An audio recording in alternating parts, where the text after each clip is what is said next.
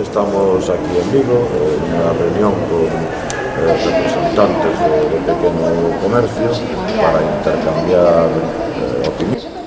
opinión sobre a situación actual e por onde deberíamos camiñar para sair dela frente a unhas políticas como estas que está a impulsar o actual goberno central e da Xunta, que temos repetido moitas veces que son políticas equivocadas, fracasadas e que todas elas non só non consiguen reactivar a economía, senón que a deprimen, non? Efectivamente, hoxe volvemos a coñecer os dados de paro da enquisa de población activa. Conocemos que Galicia xa superou a fronteira do 20% de paro e estamos nunha comarca, na comarca de Vigo e nunha provincia onde xa ten un paro por encima dos 140.000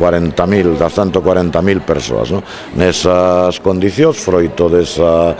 política equivocada, froito desas reformas laborais que nada resolven, bueno, pois a repercusión sobre o pequeno comerciante, etcétera, pois é absolutamente demoledora. A baixa do consumo, pois a están notando, lóxicamente, nas propias carnes. Si a eso engadimos que se sigue apostando por inxectar miles de millóns de euros na banca privada en lugar de ir a camiñar hacia a banca pública que poida fornecer de crédito a estas pequenas e medianas empresas autónomos, pois o panorama, como poden comprender, é desolador. Por lo tanto, o Bloque Nacionalista Galego sigue insistindo na necesidade de darlle unha volta como un calcetín a estas políticas que a estas alturas, a todas luces, son políticas que levan ao noso país, a Galiza, a unha situación